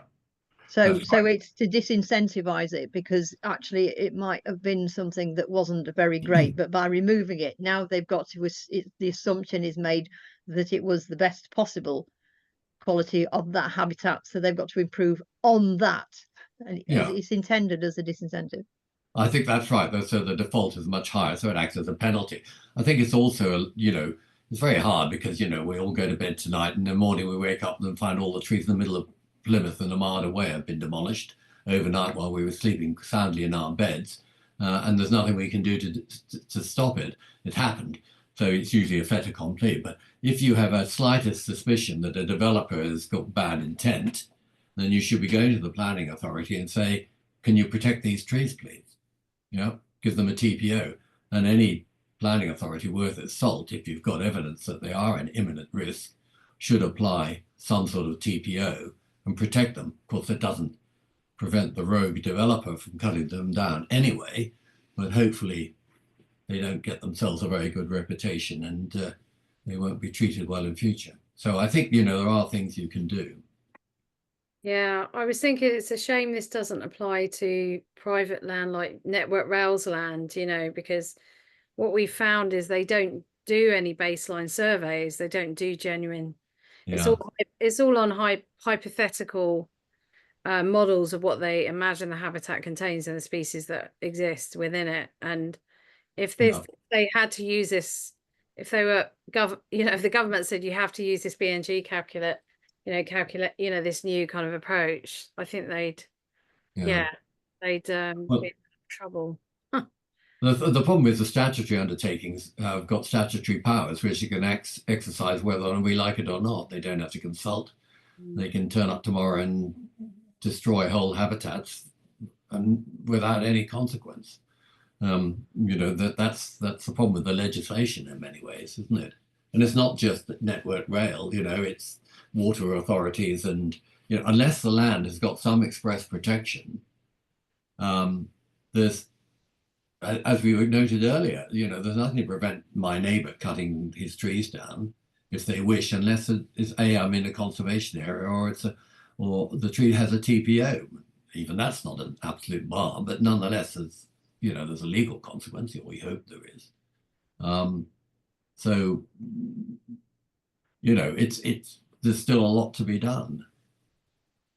What I wanted to say was that, when you look at a planning, and I'm only talking about planning applications, that when you look at a planning application, obviously first thing I do is I look on Google Earth and I say, are there any trees involved? And there are not. I may not be interested, but there are two things you need to look out for in a planning application. You need to see, is there any arboricultural evidence? Because that's the key to assessing the habitat value of the trees. Yeah. And have they published a statutory metric calculation? Quite often you'll find, well, I find, is that planning authorities, well, it's not unusual for me to say, well, why isn't there B&G evidence here? And they said, oh, we didn't publish because it's sensitive information. Well, what a load of tosh that is. The ecology evidence might be sensitive because it's got badger sets there and you don't want people digging the badgers up. But of course, you can always publish it and redact the information. But I've yet to see anything to do with biodiversity that contains sensitive information. So you need to be going back to the planning office and say, well, hang on, where is it? Show it to me. And if they then send you some sort of anodyne report that the developer has had prepared, and I'm afraid ecologists, sing the song that the piper, that the payer pays them. You need to be on the case and say, well, this isn't good enough. Show me your statutory metric or your small sites metric calculation so that we can actually look at it and analyze it. And I've not gone through that tonight. It's quite complicated. But once you get to grips with it, and assuming you've got Excel, MS Excel, you can open it up and look at it.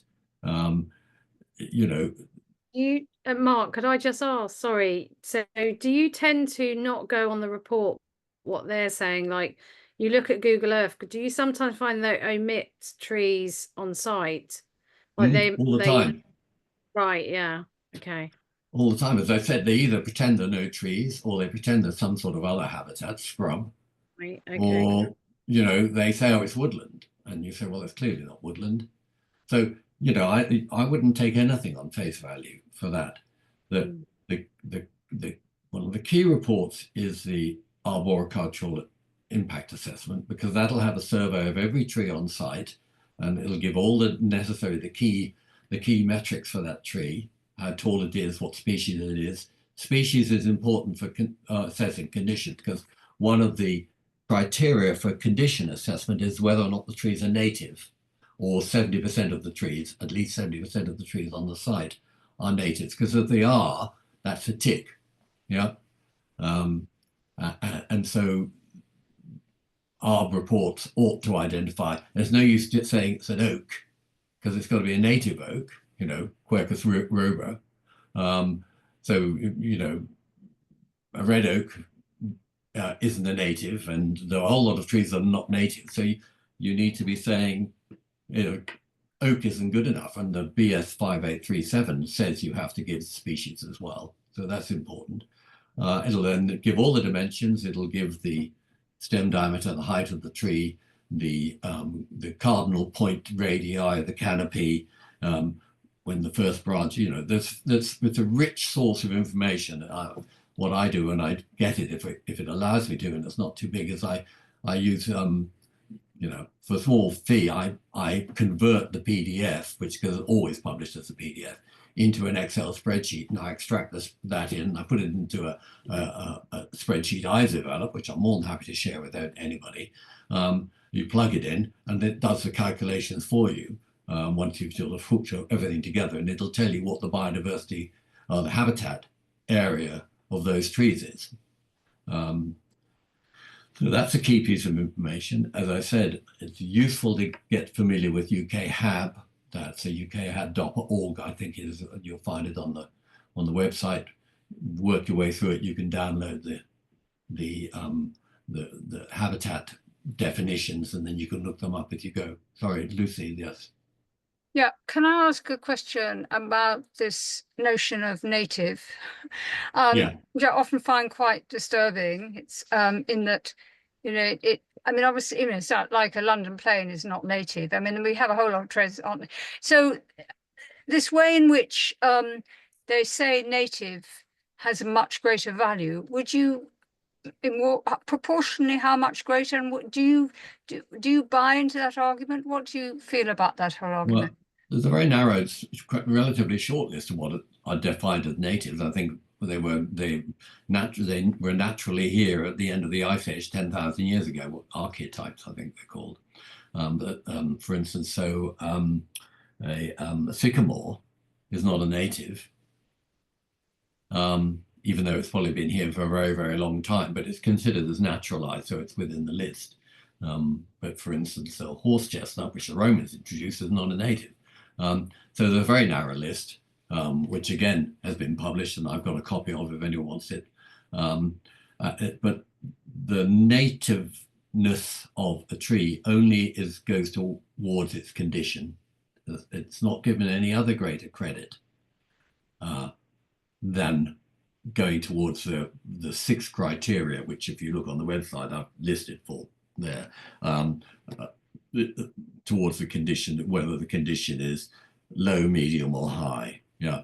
And you know, if it gets 4 points, it's medium, or moderate condition. Or is it medium? Moderate condition. So the nativeness gives it no greater value. What does give it a greater value?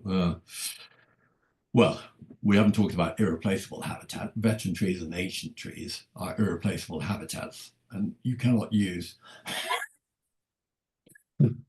although you should recognize them in any biodiversity net gain calculation, you cannot use them, you cannot replace them, and you have to use a customized solution to replace any ancient or native trees. So usually they fall out of the whole process, and you have to apply different rules if it's being proposed to remove them. So again, you know, I'm afraid arboriculturalists have not been unknown for them to undervalue the tree, or you know, fail to state whether or not it's a vet or an ancient tree.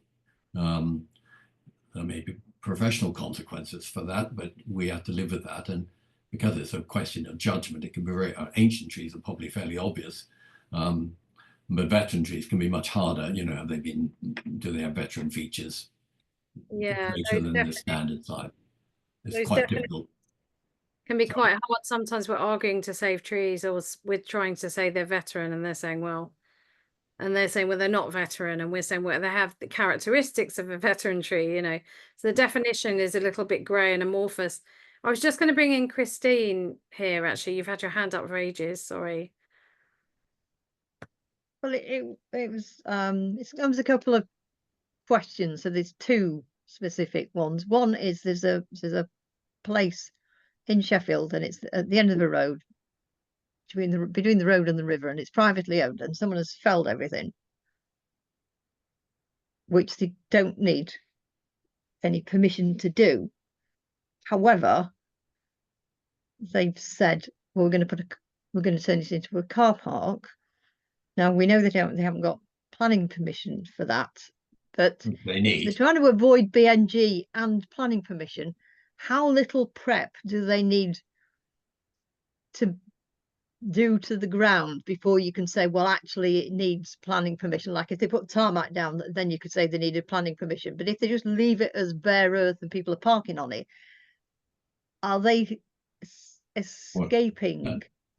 Well, since I'm no planning expert, I'd defer to a planning lawyer, but I would say if it's change of use, if it was one use and now it's another, then they should have applied for planning permission. And I suppose if I found that position, I'd complain to the local authority and say, these people have done this without planning permission. Can you please investigate? Right, thanks. I'll feed that back. I think it's a local mosque. But if they said we're going to turn this into a planning, don't want to touch it. But yeah, if they said we're going to turn this into a car park and it was someone's back garden once, or you know, it's a commercial purpose, then I would say that's a change of use. And they ought to apply, and I'd say that to them, and I'd point it out to the local authority and say, we understand that they're doing this. Can you please look into this? Right. Okay. Have they already and the other question? Sorry. Yeah. Sorry, I was just going to make a point about. Yeah. I've known a few developments where they failed because the fines are so meagre, really. That they felled trees well ahead of the development team in starting, you know, and they just kind of absorb the fines that they might get retrospectively, you know. So that seems to happen. In this case, it seems like they felled the trees before they've even, you know. And will they be fined for that, Christine, what they did? Not if Well, they're not protected, and it's not a conservation area, and it's their Well, they can land. do what they like. So there's nothing to prevent them from doing it. But then if they built something on it, then it needs planning permission. So Yeah. then you can say So it needs what you planning need to permission. have At that done, point, then we get into the retrospectiveness that they have removed a habitat without any survey to say what the quality is. So that's when this disincentive to doing it, but only if, but say, because it's parking for a mosque, the planning, I think the planning So, is I mean, where you know, nothing will happen unless Yeah. people complain because they don't want to touch it. No, but if you know, they've done it, obviously if they go in and they fell all those trees, you should have taken photographs and made a note of when it happened, etc., etc. Yeah, well, some people locally have done that. Yeah, and if you can get access to the site, I walk around and count every tree and measure its stump diameter, because that's key. Yeah, if you can't get on the site or you're trespassing and that's trouble, then obviously keep away from it. But even if you walk around the boundary and you can see trees, or you can look on Google Earth and you can try and identify the trees that way. You know, there are lots of methods for doing it. Yeah, people did go down onto the site, but the people clearing it were quite aggressive. Well, they tend to be, yes. So nobody was inclined to start walking on and counting the diameters of things. So they probably cleared it completely, but we can get something from Google Earth. But I'll move on to the other question. The other question Well, I'll tell you, if they did it after the 30th of January 2020, and 2 weeks ago, planning application, you know, you can say this is a degraded site. Yeah, it was 2 weeks ago. So it's very, very, very, very recent. Yeah. And if they did it in anticipation of it, you know, that's all part of the process as well. Right. But the other question is, how does this apply to Chester? Because Chester's not, the Chester, plain is not on the site, but it's going to be felled. So how does that the BNG side of that? Because it is part of the development, but not on the development site. What should they be telling the councils that they need to do?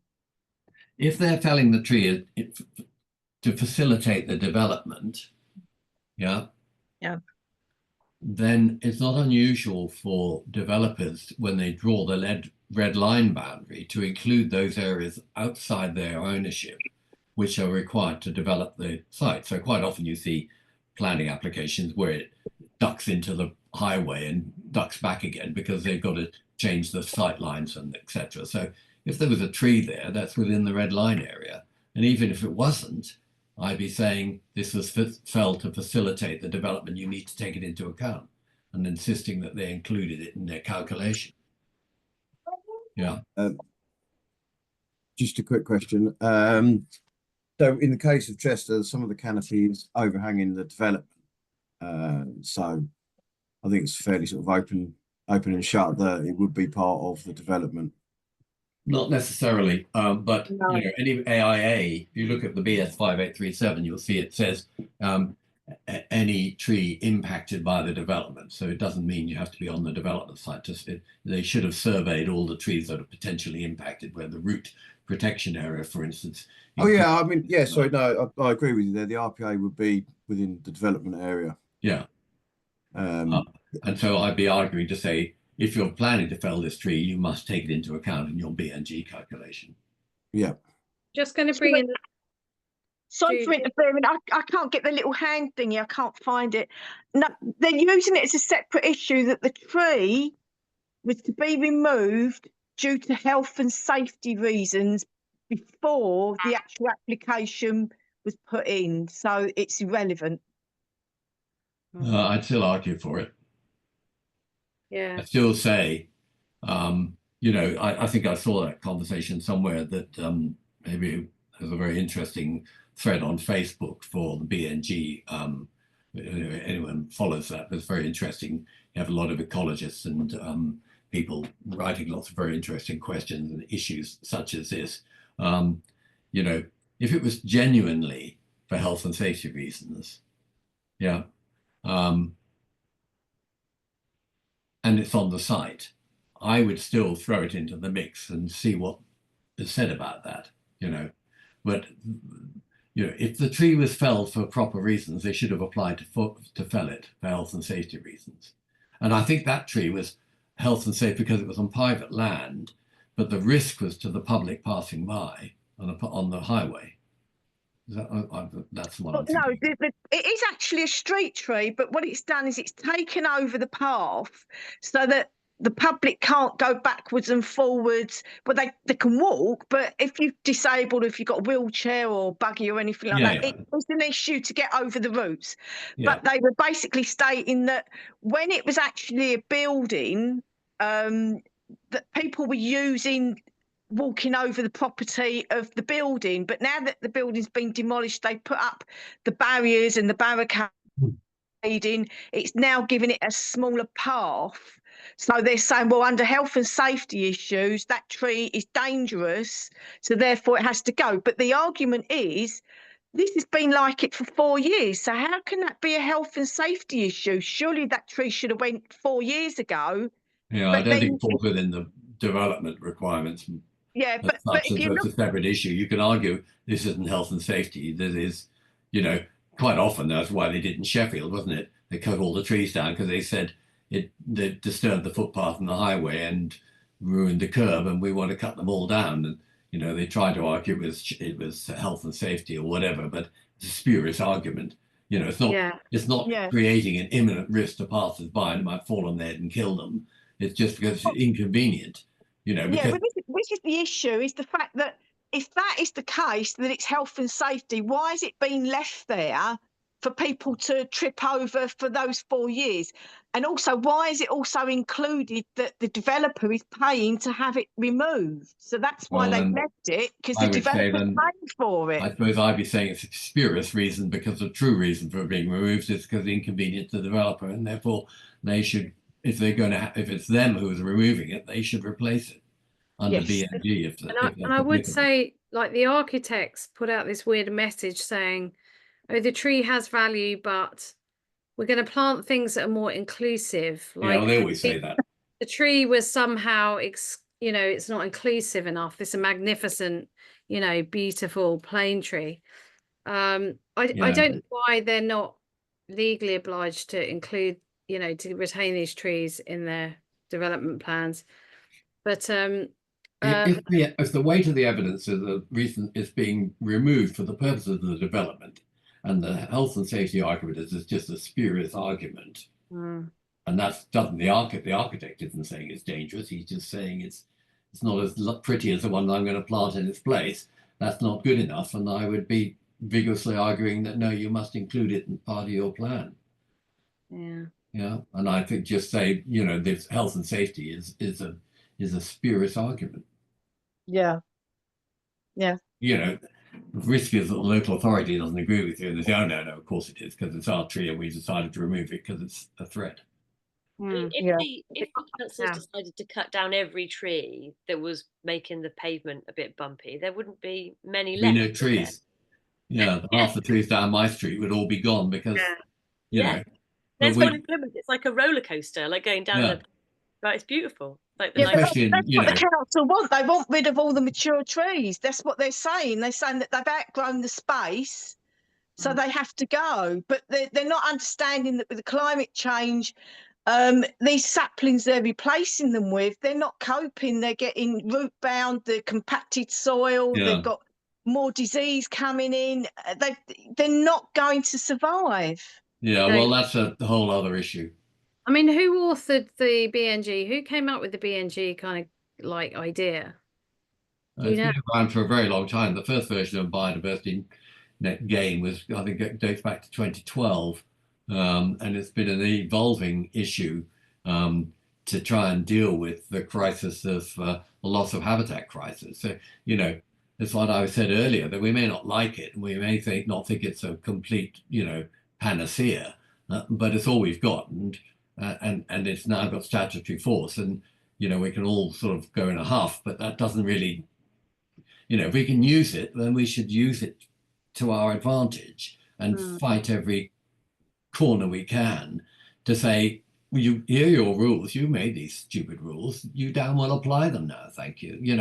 And it's not perfect. And, we know TPO legislation is meaningless when either a developer or a council wants to remove a tree. They'll do it anyway, and there's no compensation. The TPO legislation is ridiculous. The most you have to replace a TPO tree with is 1 for 1. That's not replacing what you've just lost. Existing trees are worth so much more. But it's part of a bigger picture. And then what I'm trying to proselytize about is to say, yes, it's not perfect, and it doesn't cover a lot of things, and there's a lot of holes in it. But this is the only game in town, and we better learn to play it. Yeah. And we can play it to our advantage. As I say, the council Bristol City Council's thinking, oh my God, where are we going to plant 162 trees in Bristol to replace the ones we decided to cut down on this small development site? And they're going, because they can't do it. And it's only because we stood up. I'm just horrified about, apart from, us in Bristol and you, Ali, in Plymouth, and maybe a few other people who are fighting the corner, these sorts of travesties are happening up and down the country. Developers are saying, oh, it's not a tree, it's scrub, or, it's whatever. And they're just getting away with it. Well, Plymouth Council said that the Armada Way development was going to be 20%. They said it was going to be 20% BNG before they'd even bothered working it out. They were telling us that. Yeah, and they were seriously wrong, weren't they? And then afterwards, when they went, oh, yeah, maybe it's not 20%, they said, all right, it will be 20%, but we're going to plant 521 trees or something like that. Yeah. Do the math, Plymouth City Council. It's not enough. Where on earth are they going to put them? They said it's going to be better for wildlife in the city centre, well, in which case those 500 trees need to be in the city centre. But there was a similar thing on the Parkland Walk Nature Reserve near us. They felled about 16 trees around this awful bridge that they're building, this A-road style bridge. And they said, oh, we're going to plant, our BNG kind of picture looks like we're going to plant some trees on the streets nearby. So it's like really vague. When, where, how, who?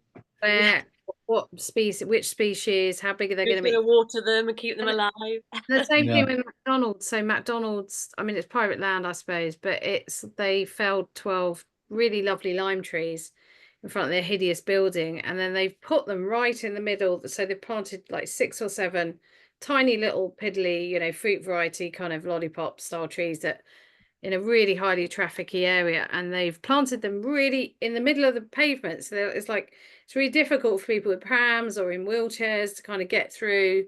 Now, I mean, it's just like that's supposed to be their BNG, equivalent. Whatever, and how often do you see you see lovely images of how the development site's going to look, and suddenly there's what I call all these magic bean trees all over the place.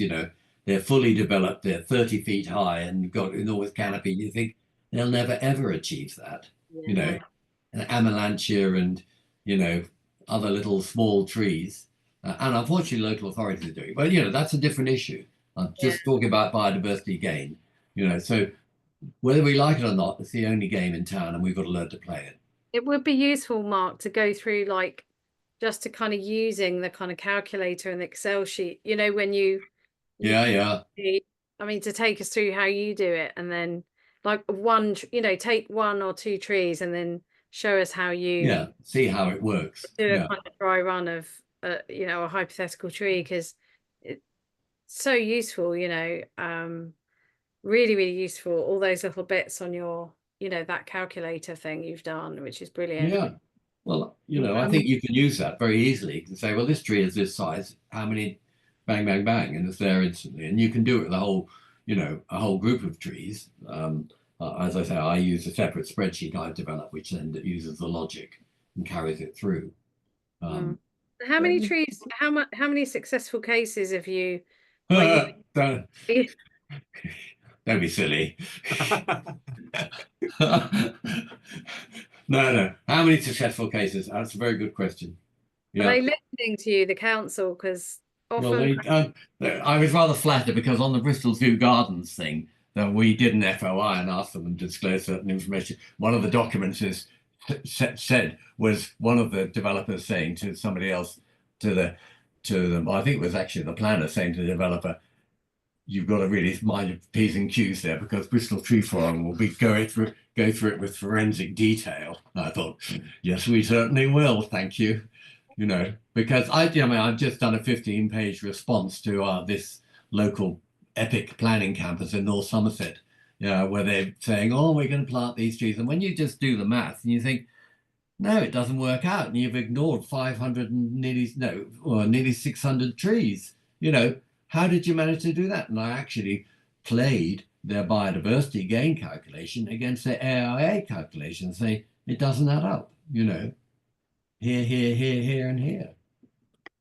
Yeah, I mean, the thing is that even if you don't win, if they know that they're being scrutinised, then they're more careful next time, aren't they? So well, hopefully. Yeah, but there's quite a few things you need to scrutinise on, because I can't remember where I saw it. It's exhausting. It's like a bloody endless fires. Yeah, silly. Because it's not just trees. Actually, there's different habitats. Because people exactly. I'm only talking about trees. You know, there are other important habitats. Yeah, but and when they say we're going to turn, when they say we're going to turn modified grassland into lowland meadows, you know, lowland meadows are, you know, high distinctiveness habitat, which are very rare. You can't just knock up a lowland meadow in half a hectare of scrappy land. It's crazy, you know. But unfortunately, I can only deal with trees. Yeah, well, other people are doing it.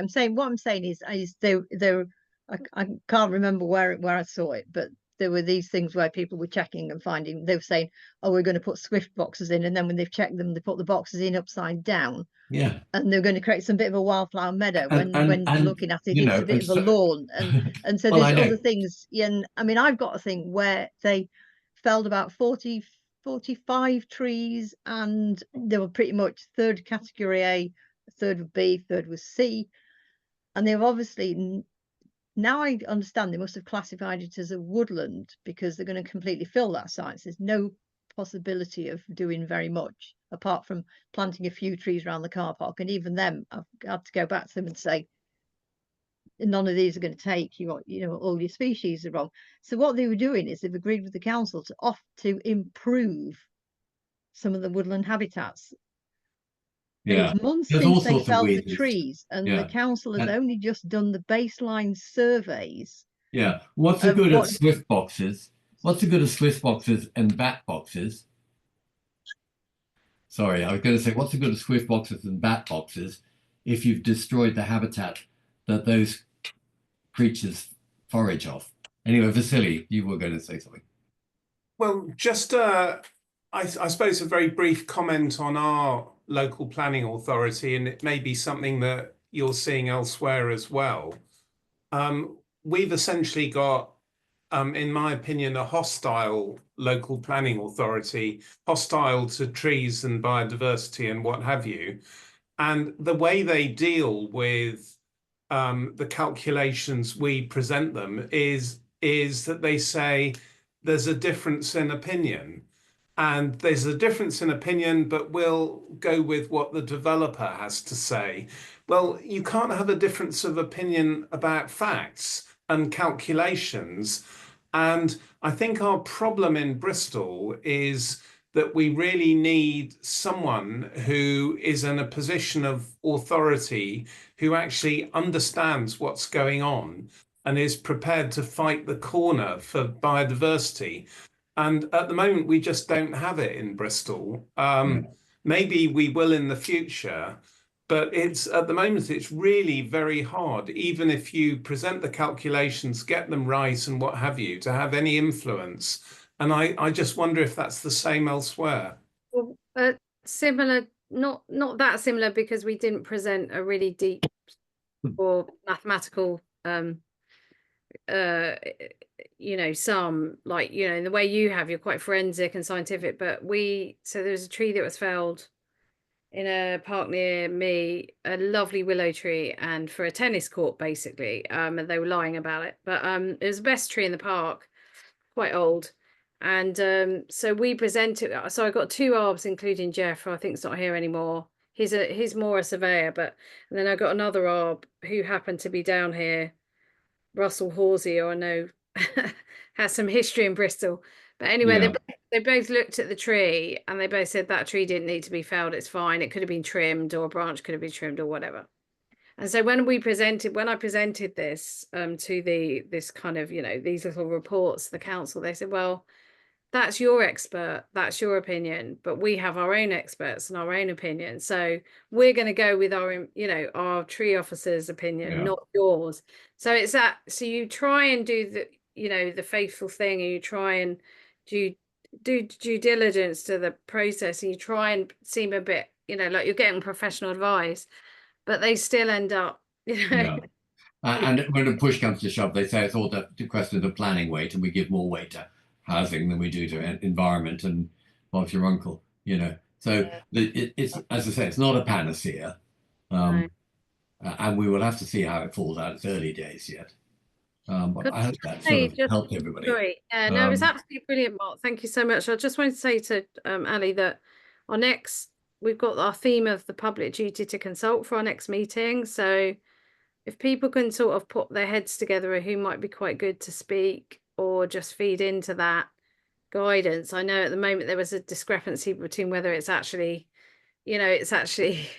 something they're supposed to be practically. It's definitely live. Yeah, it's live. I can ask the Forestry Commission again, but I have asked them twice and they're saying it's live. Okay, so homework. Could we ask Jim Smith from the Forestry Commission to present the whole thing to the group? I've already asked him and I haven't heard back yet, but we'll have to wait. He's a busy man, Jim, but he's very good if you can speak to him. But he was involved in the development of the habitat assessment for individual tree habitat and for woodlands as well, forest and woodlands for the biodiversity. So he knows a lot about that. I just wanted to say before we finish is that, please feel free to share my email with anyone, Ali, if they haven't got it. And if you, want a bit of ad hoc advice, I try and keep to my own little bailiwick, but I get dragged into Plymouth all the time. But, we use and abuse them. I'm happy to help as I can. And as I said, I'm more than happy to share whatever tools we've developed. They're in the public domain largely, but my little magic spreadsheet that's available if anyone would like to feel comfortable with Excel spreadsheets. Feel free. I'm more than happy to share with anybody. Mark, you're okay for us to share your slides with the group as well? Absolutely. Yeah. Feel free. Yeah. And amazing. Yeah, no, it's brilliant. Thank you very much. Thank you so much, Mark. That was really, really good. Yeah, there's a bit of a whistle stop tour. I could talk for days about it, but there's lots of other aspects to it. Oh, I was interested. What's your background? Are you an ecologist or a professor? Where do I start? How far back do you want me to go? I trained as a lawyer, actually. Yes, after a gap decade in my youth, but and I didn't do anything to do with planning or anything. So I'm completely self-taught, and whenever I go on planning inquiries, the barristers and the ecologists don't hesitate to remind the inspector that I'm just a know-it-all amateur to be ignored. But my background is personal injury and clinical negligence claims, if you really want to know. Oh, and I have an MBA as well. Nothing to do with trees or ecology. Sorry. Oh no, it's really interesting. It's probably good to have that sort of analytical mind, perhaps, and making arguments. Persuasiveness. Trying to. Okay. Ali, did we have anything else to say? I think that's it. I will write up the notes, send them out to everybody, and I'll send out all the slides and links and everything, just so everyone's got all of those. Almost got the videos, Joe, on the YouTube page, but I left my telephone in Kent, so I can't verify the YouTube account. But as soon as I've done that, I'll put all the meeting videos up on the YouTube page. Joe? Sorry, I was late coming in. Do we have a date set for the next meeting yet? Oh, good question. I guess it's I think it's the 2nd, is it? December?